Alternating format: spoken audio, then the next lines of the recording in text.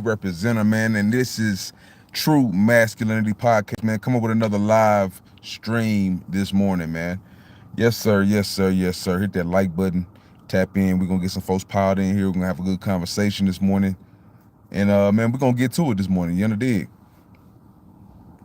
I've seen this particular video or episode going viral. Den of Kings, Kurt Franklin. He had Kev on stage there, Ray J, Dr. J Barnett, Jonathan Majors, and NLE the Great, or NLE Chopper, on mental wealth, man. We got to talk about this situation. We got to talk about it. See if we can get some folks piled in here, man. We've got to be willing to have these conversations with other folks other than these quote-unquote bourgeoisie, liberal-ass celebrity black men, man. These are the worst of us, man. These are the worst people to be having masculine conversations that involve the movements of real men in America, man. So yes, man. Tune in. Let's tap in. We're going to have this conversation this morning because it needs to be had. Tap in with us this morning. Tap in. We're going to get it popping this morning. We're going to get it jumping this morning, man. I got to have this conversation. We got to go through this. We got to deliberate as men. Have these tough conversations because they're needed to be had, man.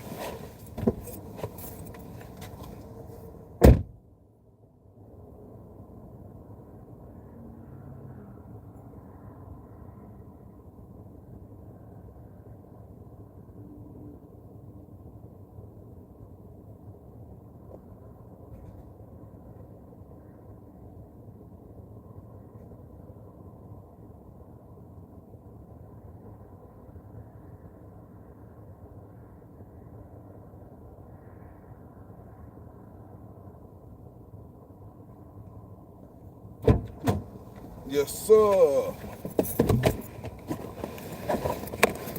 Yes, sir. Yes, sir. This is going to be a good old TNP morning.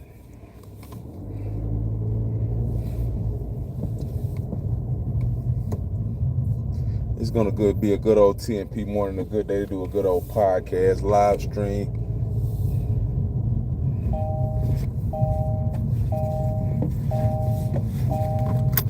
We don't mind if they want to try to saddle ban us. We still going to go hard, man. We're going to go hard in the paint. True Masculinity Podcast way. They can't stop us. They can't stop us, man. All we need is some eyes, and we will get the attention of the masses. True Masculinity Podcast. We live again. They cannot put a muzzle on us. They cannot silence us, man. That is the true beauty of this thing, which is TNP. They cannot stop us, man. So we're going to get to it this morning. They cannot stop us. I don't care what nobody says, what nobody thinks. They cannot stop us, man. So we're gonna go in on this video this morning, man. And we're talking about the effeminized black male of America. That's what we're talking about right now. The feminized, the effeminate, the feminized black male of America, man. We're gonna go in on it this morning, man. Hopefully y'all got y'all wake up. Got your coffee and shit this morning, man. You're feeling good. You're feeling great. You're feeling grand. You ready to have this conversation? I'm just gonna react to this video. I just seen some viral clips, some clips going viral about this situation that I did not agree with at all, whatsoever, man. I feel like today, the men today, we have become, and I'm gonna say we. Generally, because I don't associate myself with these type of men, but the black men of today, majority, have become effeminized, man. They have become a skewed version of masculinity, a feminized version of masculinity. A lot of these men were raised by their mothers, so we're gonna start there. A lot of these men were raised by single mothers. I think if they're honest and admit it, they will be able to acknowledge the fact that a lot of these men were raised by their mamas, their single mama raised Negroes. And the way in which they operate and see the world is through a feminine lens. A lot of these men, these bourgeoisie celebrities, quote unquote celebrities, they see the world through the eyes and lenses of their mothers. They have a feminized, matriarchal mindset and vision of the world. They more relate with the feelings and the emotions of a female than they understand how to conduct themselves logically as a man. You know, emotionally, logically, socially, they are more so raised under their mothers and grandmothers and more so identified with the feminine perspective of life, and they're more so living in their feminine than their masculine. So that's just the facts. That's just the facts. That's just as real as it gets. Like I said, man, they can try to stop our shine, but they ain't gonna get far. And underdid. Go ahead, turn that Bluetooth off. Yes, man. They can try their best to shadow ban TMP, man, but we still coming with it, man. We're gonna still go hard in the paint for what we love to do and what we got going on, man. They can try to silence us. We almost monetized, so we know it's gonna get harder and harder and harder to get that last little bit of monetization. And it did get that last little bit of watch time and hours, man, so we can get on with it and get on to this next level. You know, the race will not be given to the swift. We know this. We know what we know it, so. Just give me a second, man. We about to go in hard in the paint. About to go hard in the paint. It's my vulnerability. Right. And I think, I'm not even a tough street dude or anything like that, but I also never wanted to appear weak in front of my wife. I find myself most happy just with my kids, though. Yo. I said yo. How we doing? Fair use, man. Fair use, man. We about to go in on this shit. Turn it into a learning environment and a learning teaching tool right here, teaching lesson for the future masses that tune in to True Masculinity Podcast, so they would not fall into the same mix as a lot of these feminized, tight shirt wearing, what's the word? What do they call these men? What was it they call these type men? Damn, I forgot what the fuck they call these type men. I forgot what they call these type men. They try to typecast them as metrosexual. These tight shirt wearing, metro ass, mama raised weirdos, man. We're gonna go in on it. These niggas is tight shirt wearing, backdoor you, down low backdoor you, fake masculine weirdos, man. So we got to go in on it, man. We got to call it out and call it for what it is. See if we can get some folks tapped in here and talk this ish. See if we can get some folks in here talking that ish, man. Hit that like button, subscribe, comment, hop on this live chat, talk some shit.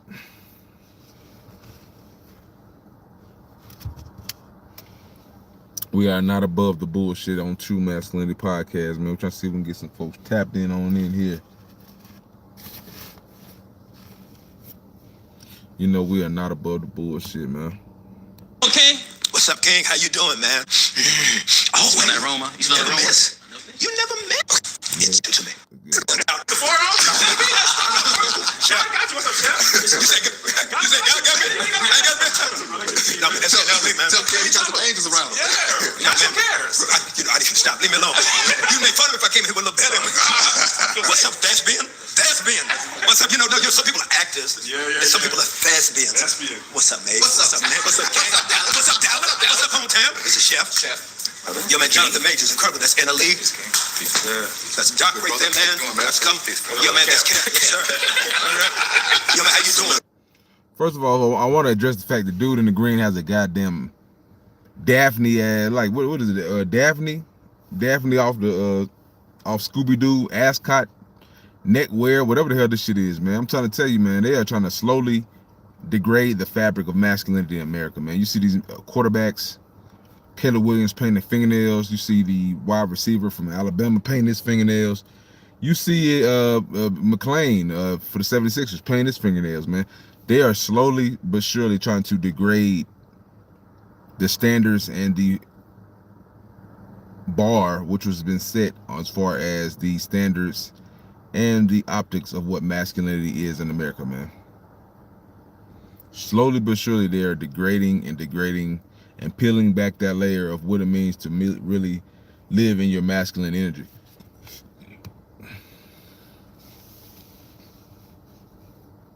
They want a bunch of feminized, mama-raised bastards, man. That's what they want. Let's be honest, man. That's what they want. It's what they want is what they want is what they want. And a lot of these men are playing right into it, man.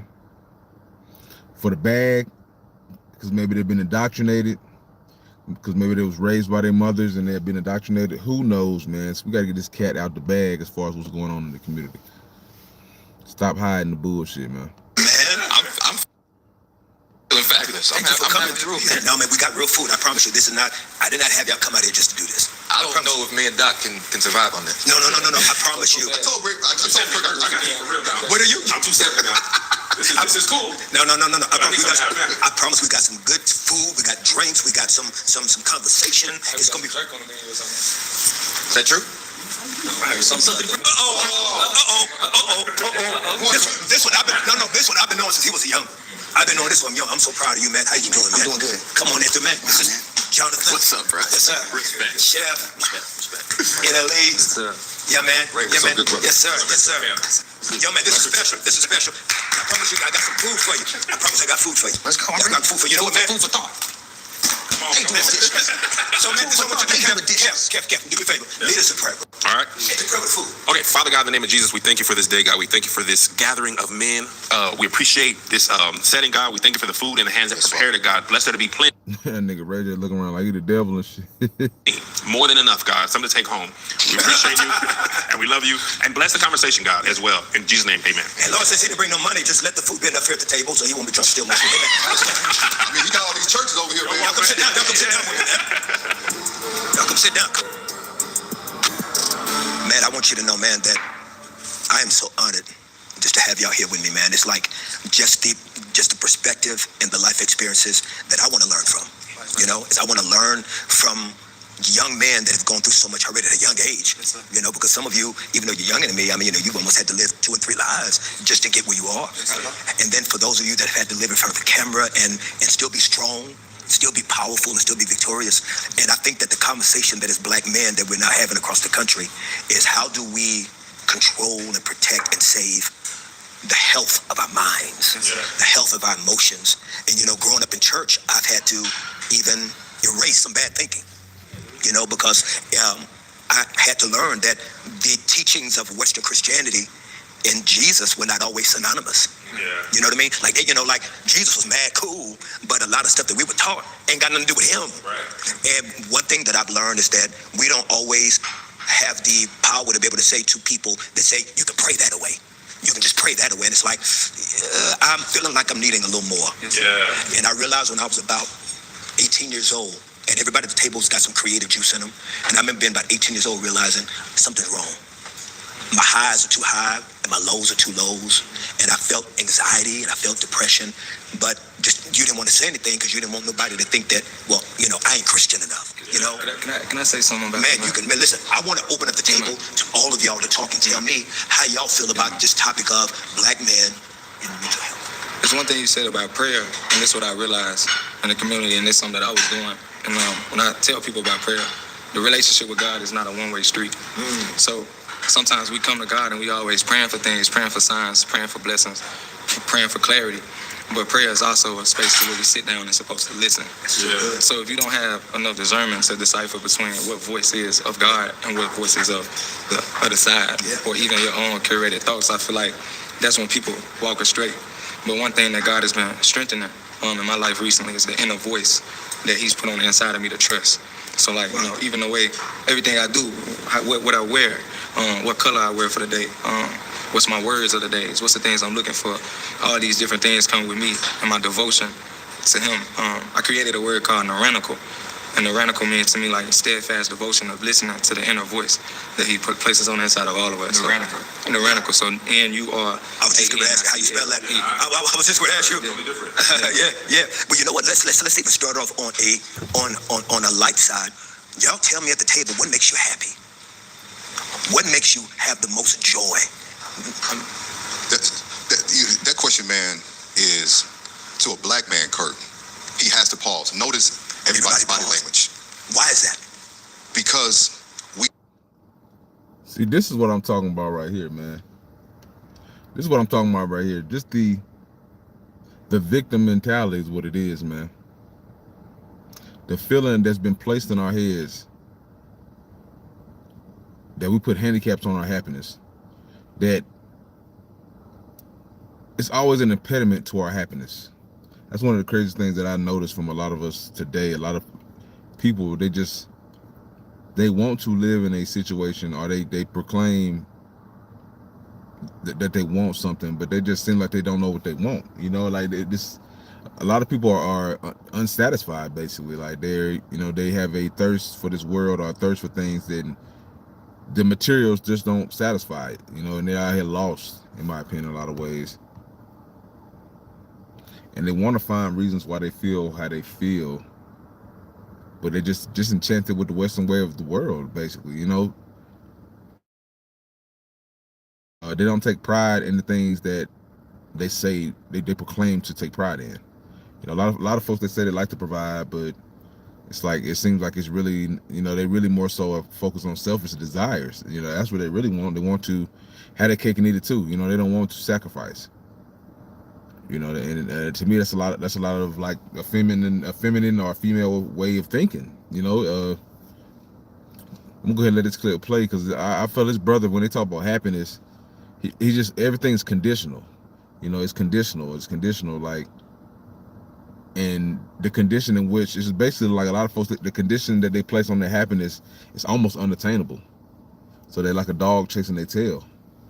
It's like, and then when they get it, they do get it, they don't even know what it looks like. They don't know, they don't believe it, kind of. often are not the receptors of happiness and joy. We're often looking to provide it for someone else. And we don't really know what that is, because a lot of times.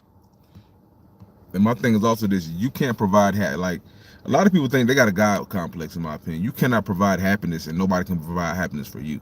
Like, that is a state of being. That's a personal state of being that is individual and only individualized for that person specifically. So to say you provide happiness, that's bullshit. And that's that mindset of the Western culture today. Like, you're never going to be happy if you think that happiness is something that can be given to you, or it's like it's a condition.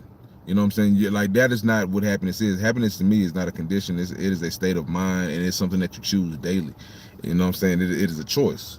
I do feel like there's things that can obviously put you in a bad circumstance to where maybe being in a state of happiness is harder to come by. But I feel like, most successful people, even they complain about trying to find happiness because they think it's a external, state or something that's conditional, and it's not. Happiness cannot be conditional. You know what I'm saying? It really cannot be. It's something that you choose to do every day. It's gratitude. It's taking the small things and being grateful for them. It's not taking things for granted. It's continuing to get up and do the work daily. Things of this nature. We don't get the opportunity to just be. So for me at 43, I've learned that my happiness is just me being able to just be, where I'm not providing, where I'm not performing, I'm not talking, I'm not being someone giving a clinical analysis to their crisis. It's where I can just be, where I'm just settled into me. When did you find yourself, Ray J, most happy? I find myself most happy when everybody got a room at the hotel. Break that down. Meaning, like, if everybody got a room at the hotel, I sleep in the car. Okay, now break that down. Meaning, like, certain people got to fill certain positions, so I got to make sure everybody good. When everybody good and everybody settled in, and I'm in the car, I'm like, man, happy. Got you. Your happiness comes when you're able to take care of everybody else. But my most happiness is with my kids, though. That's it. Like, how many kids you have? 2, 5 and 7. They at my house now, and they don't never want to leave. I be telling my baby mama, like, yo, if the kids crying because they want to stay with me, it ain't a bad thing. Let them cry and then let them take them home. But you know what I'm saying? Don't take away from like them just wanting to be with me too. You know what I'm saying? They sad, they gotta leave. Does anybody else have kids? Yeah, I got 2 kids. I think that's the happiness for me is very specific when we go to the movies as a family a lot. And when we are walking back from the theater to the car, and we're like, what was your favorite part? Oh, I like this part. You know, like that's it's a great memory that we've replicated so many times. And it's so specific, you know, even if the movie sucks, we're like, actually, there was nothing good about that movie. You know what I'm saying? But that little walk to the car where we're all together and we just experienced something together, that's a very happy moment for me. What about you, Jonathan? What makes you happy? Well, I'm very happy right now. Why? Why? Well, I will say that a wise man once said, when you're happy, it's because you got something happening. What's that wise man's name? What's the name? Kurt Franklin.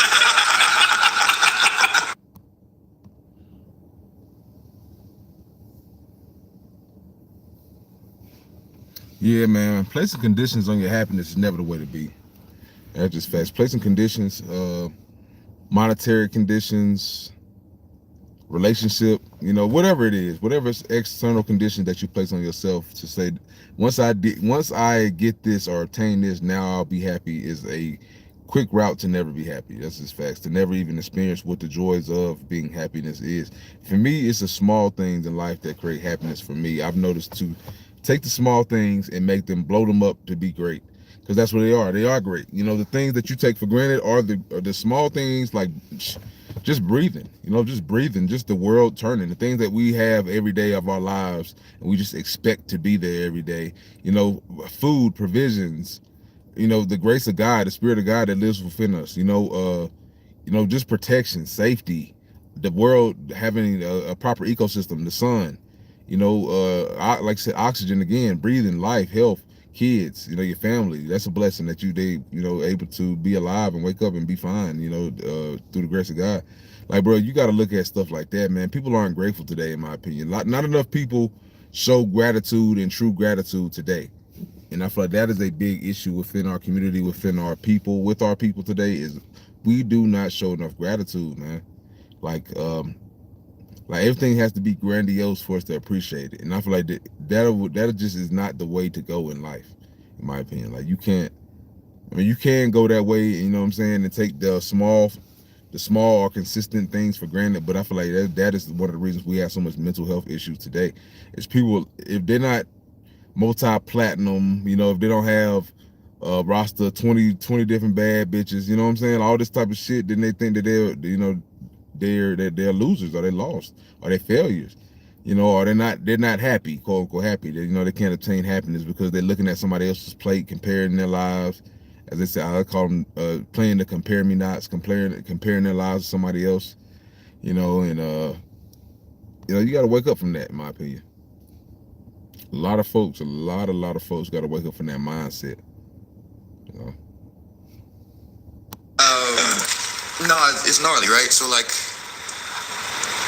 I've been in such a state of joy. I know we're talking about happy. Yeah. Right? But there's a difference in it. There is a difference, you know.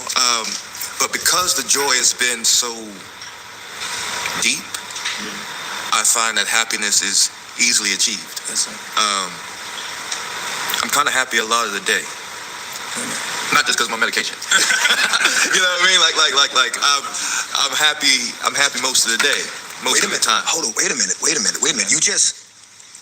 You know, okay, so thank you, King. Do you know what they call psychiatrist shrinks? No.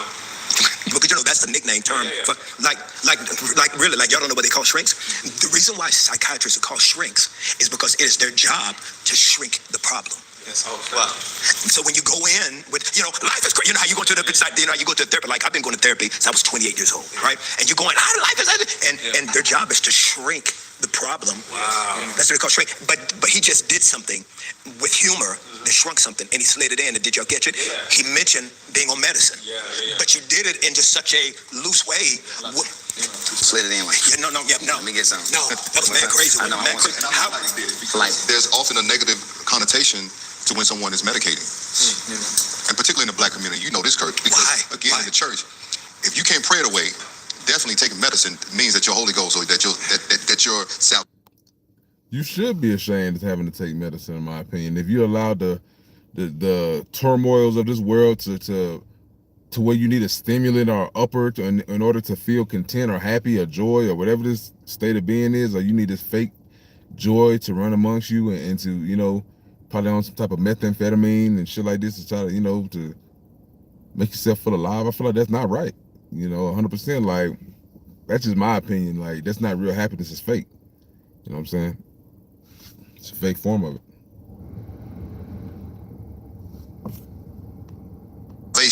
Ain't as strong as you say it is. Right. But we need medication as much as we need therapists, as much as we need coaches and teachers and all those different things. They're all stabilizers. Because if I can take something that can offset and pause within my neurotransmitter, which is basically allowing me to move smoothly through my day to where I'm not having a psychotic breakdown or not having a meltdown, give it to me. Because oftentimes when we're looking at mental health issues, most of them are genetically passed down. Tell them real quick your background. Tell them how you got here, just in case y'all don't know my man's. And I want you to tell them that real 100. So, was a free agent in the NFL, got sent home. Eat. And I had a little rice. It was so serious. I was waiting for the food. Eat. Yeah, I want to make sure. I want to know your story though. Yeah. Just while you talking, I'm gonna get to the food. Yeah. So, man, went home and attempted to take my life.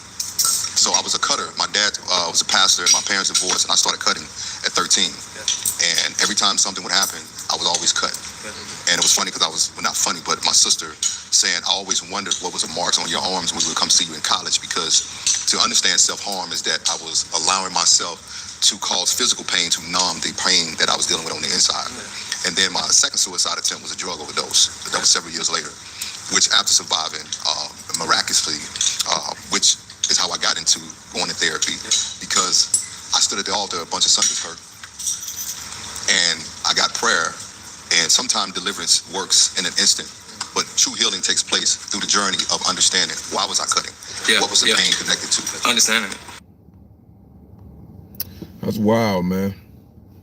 That's the first time I really heard about a black man cutting himself, you know, in this type of way. Like I said, man, from the beginning, I feel like we've created a generation of beta male, feminized, over emotional, victim mentality having weirdos, man.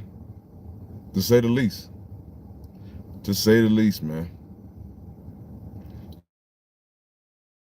Like I said, I'm not demonizing these brothers that went through what they went through in order to get through what they got through. And I'm not sitting here trying to demonize anybody. You know, I come down too harshly on anybody. But what I'm saying is, these cutting yourself was something that you normally equated to a Caucasian female. You know what I'm saying? So to have, I mean, I know there's still, you know, self-deprecating are a sign of suicide, if, you know, doing things like that. But what I'm saying is, things like this was normally equated to a white Caucasian female or male. And just the fact that, you know, we seeing these things happen so prevalently, to me, is just odd, you know? Like, just totally odd.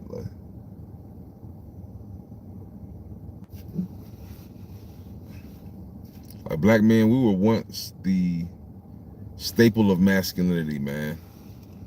Like, when you think about masculine, you thought about a black man, man. So it's like nowadays,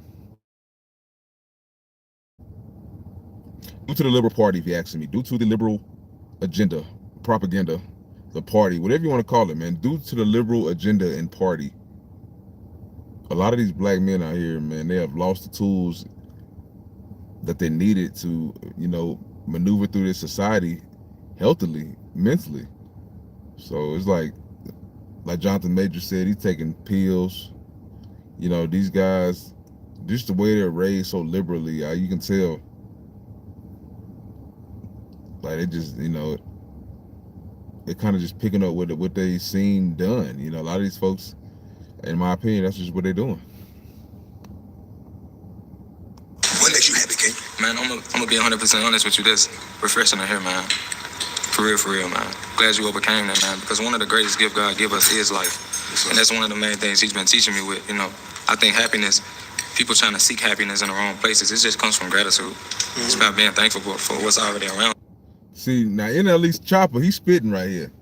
I ain't gonna lie to you. He's spitting. This is what I say. This is what this is a young brother, but he actually is coming forward with some great knowledge for these older gentlemen right here, man. And a lot of folks, they will overlook this guy, and I feel like they did try to sun him a little bit. I think Ray J did a little later in this video, but they can really get some insight from this young brother right here, man. Like, this is what I live by: gratitude, man. Gratitude keeps the ego in check. A lot of men, they think because I take care of my wife and I got money and I'm a provider, like, and not to say like you shouldn't take pride in that, but everybody, like, the women you're with and your kids are not gonna be, they're not going to kiss your ass for doing what you're supposed to do, and they shouldn't. The world should not kiss your ass because you provided for your kids, because you're a great provider. Like, and they think like, oh, because I made this 6 figures, or because I've reached this status that society says I should reach, that now I should be like, I'm deserving of praise, or the world is just gonna open up and glaze me and kiss my ass. Like, bro, that is not how the world works, and you should not want the praise. It's like, bro, just the gratitude that you're able to be able to provide for your family. The gratitude of having life. Like I said earlier, being thankful for the things that are small, which are actually the big things in life. Like, that helps keep the ego in check, man. A lot of folks, they have an unchecked ego, and then they think they're greater than they are. In their lives, in their mind is greater than it is. And I think, like, they have this inflated sense of self, and once that gets out of whack, like once that becomes out of whack and out of check, like, you are out of there. As I say, man, you are out of there, dog.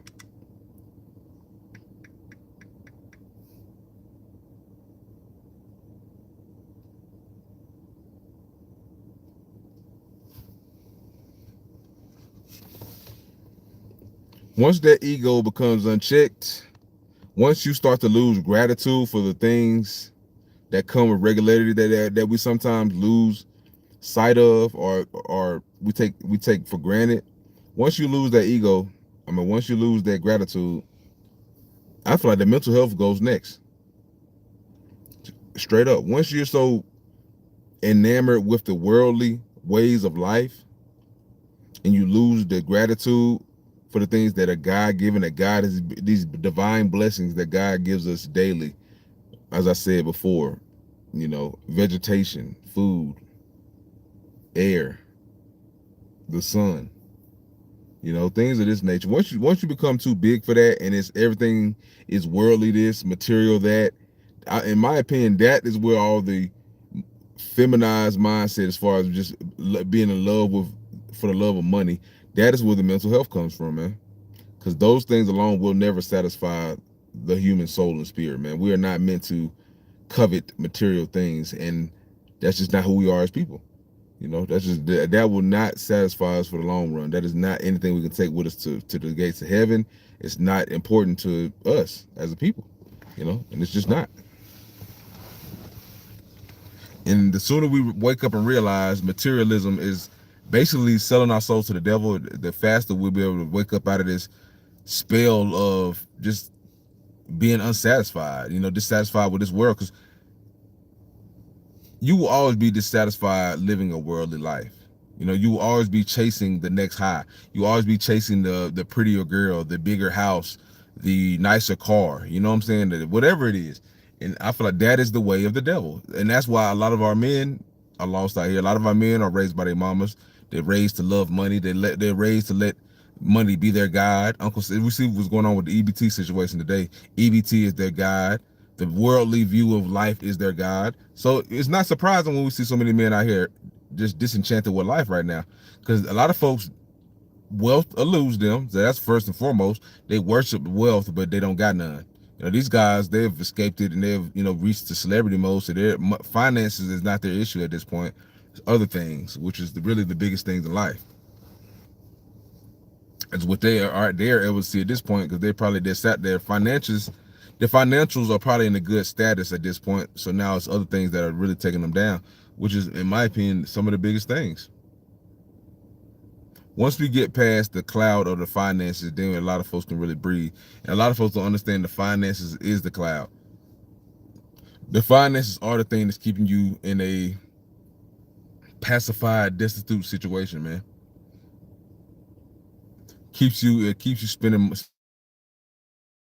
tires in mud, man. That's what it does. Financial situation keeps you busy and preoccupied, so you don't have time to do the self work. You don't have time to actually, you know, reflect, look at yourself internally, do some internal work, and you know, you stuck in the same perpetual mindset of chasing dollars and thinking that's going to change your life or make you happy, when in fact it does not, man.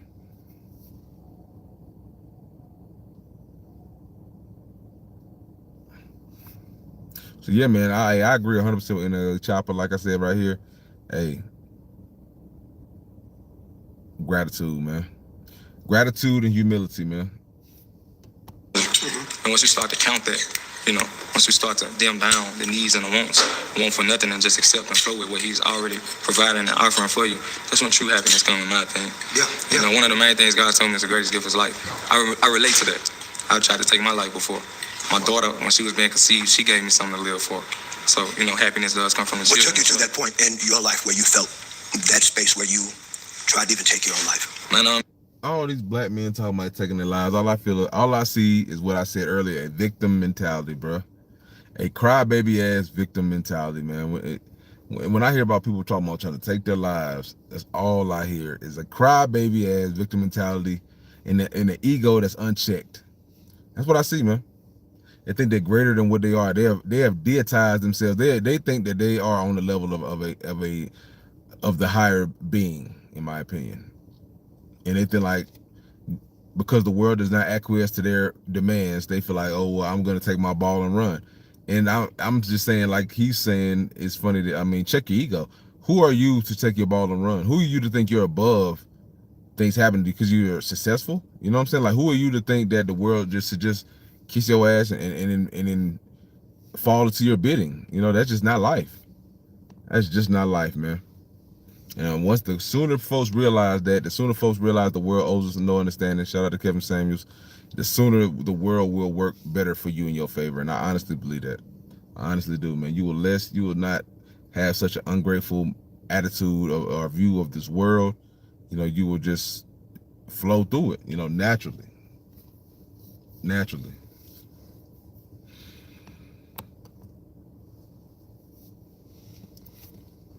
it came to a space to where I had everything I wanted, but nothing I needed. So it was like, you know, everything of my wants, it was reachable. Money, cars, clothes, women, of course, all the things that's in the other side of the promise. How old are you? I was around 17. This was like after I had blew up. Around 16, a few months into me blowing up, receiving breakthrough, started to become a point to where I started to veer a little left. You know what I'm saying? You know, I always relate to the book of Job. You know what I'm saying? I feel like at the end of the day, it was just everything was a testament to faith. But the attacks, you know, they started to increase, but still my faith never changed on, you know, who the ultimate provider was, and that's the most I got. How do you guys feel at the table? Has everyone at the table ever had that space outside of Doc and LE? Have you ever been to that space where you ever thought about suicide as black men? Yeah, absolutely. I was on suicide watch. There were times when I'm recently married. I feel like we got to the point where niggas really think suicide, like, now I ain't saying it's some type of badge of honor, but they act like it's like, not even like it's tough, but yeah, it's kind of like a skewed, fucked up badge of honor with folks today. Like, with the victim mentality running so rampant today, it's like everybody wants to give their story and talk about how they was so close to death, and you know, they want to have some type of miraculous story to tell. Everybody want to have a story to tell, man. Me personally, I'm sick of it. I'm sick of the same old crybaby ass mentality from a lot of folks out here, especially black men in America. Like, life is peachy for a lot of us, man. You know, if you have some gratitude and a better perspective on life, you wouldn't have such an ungrateful mentality when you living. You know, like, man, it's just wild, dog, when you think about it. They try to shadow ban your boy. True Masculinity Podcast. They trying to shadow ban your boy, man. Hit that like button if you're jumping on here later at a later date. Hit that like button. But yeah, man, you gotta check that ego, man. A lot of black men, we gotta check our egos at the door. But there were times when me and my girlfriend, me and my fiance, and now me and my wife, there were times when we never spoke about it, but she never left me alone. And I never let myself be alone. Because we had spoken about that, you know. And I put it to her very straight. You know, I don't know. I just don't want it, you know. And if you ask me, the reason he's ready to do some self-harm to himself, if you ask me, is because of that situation with that white girl. If you ask, and how a lot of his fame, quote unquote fame, was probably going to be stripped of him. You know, as similar to what Cat Williams said. You know, you could be King the Conqueror, and I bet you take you down in 2 weeks, 2 weekends, and your ass will be broke down in 2 weekends. Hey, that's just my opinion, man. That's really my opinion, man. I feel like a lot of folks, a lot of these men, they attach themselves, a lot of men today attach themselves to their financial or their clout or their prosperity. Man, when that is not something that God gave us when we were born out the womb, man, a lot of the things we got to unteach ourselves, man. We got to unlearn. We got to reteach ourselves a way in which to conduct ourselves as men out here, man. You know, this clout chase, this eternal clout chase, you know, this love for likes, love for views, love for reaction, all that, man, all of this shit, man. The God did not give us this stuff for our own, just to feel so, to have an inflated ego, you know, to inflate our own ego and thoughts of ourselves. You know, that's not why God did this for us. And that's not why God gave us this beautiful life. You know, this beautiful, hard, trying life that he gave us. He didn't give us this to exalt ourselves as being a super being. You know, and a lot of folks, we allow the earthly and the material possessions to enthrall us and to go through to our heads, in my opinion. And the positions of power that we get, you know, working for Marvel, making, you know, buku money, acting, and then potentially to have it stripped away. I know that's why he had this suicidal situation. If he explains it and is honest about it, because obviously he said it's recent. He just married Megan Good recently, so whatever he's going through is a recent situation. So, you know, as far as him getting his wife or whatever like that, they've been together the whole situation with him and Kane, the women, and him losing the role as Kane the Conqueror, that's recent. You know, all that's recent. So yeah, man, like the love for money is the root of all evil, man. And you can say that with anything. You can say the love for clout, the love for clicks, the love for likes, the love for follows, the love for subscribes, the love for watch hours, all that shit, man. It becomes your identity. And it should never, ever be that. Our identity should be men of God. We should be wanting to be Christ-like. We should want to be following in the image of God.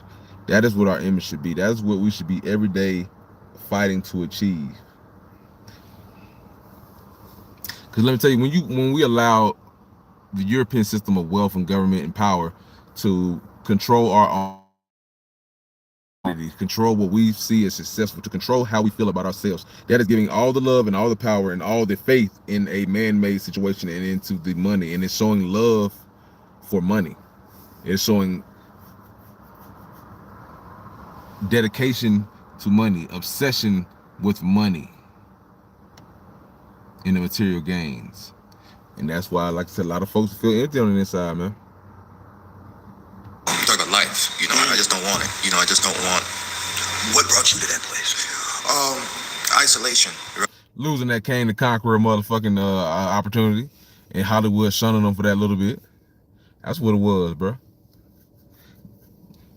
You love your love for the clout and the fact that you was afraid to lose it made you contemplate losing it all and not want to be here no more when it shouldn't. When you weren't born with wealth, materials, or an acting career, you didn't come out the womb as a quote unquote thespian, as he called you. You didn't come out the womb being Kane the Conqueror and reading scripts and shit and acting, dog. You know, God gave us a purpose when we came out the womb, man. And a lot of times we overcomplicate that purpose through the Western society we live in today, the social media culture we live today, the doom scrolling and the comparison life that we live today, man. God did not put us here to live this type of lifestyle, man. I'm gonna just say that, man. I'm gonna just be 100. And I'm just end up with that. TNP, hit that like button, man. You come in here later, man. Hit the like button, subscribe, show some love, man. But yeah, man. You gotta wake up, and we gotta come to the realization that God has a higher purpose for us on this earth than for our own material gains, wealth, jobs, status, all of this stuff. It's a bigger deal than that, man. But we too often are lost in the fact and in the rat race of trying to attain these worldly riches and bullshit. So yeah, man, that's all I got for this day, man. We gotta wake up, stop the effeminize in the feminization of these men, man. You know what I'm saying? And I feel like men coveting money is only a reaction to the covetous nature of women. So that's why I say about us growing up, a lot of men raised around women. You were raised around the covetous nature of a woman, and now you love money. You know what I'm saying? Now you serve money. Now money is your God. Now you're seeing things the same way in which a woman sees it. Now you're trying to live your life to try to uplift a woman. You know what I'm saying? As opposed to being on your mission and your goals of life. So yeah. I mean, you gotta wake up to it, man. Got to wake up to it. Like I said, man, I'm out at 1,000, man. I appreciate y'all tapping in with True Masculinity Podcast, man. We out at 1,000. Hit that like button.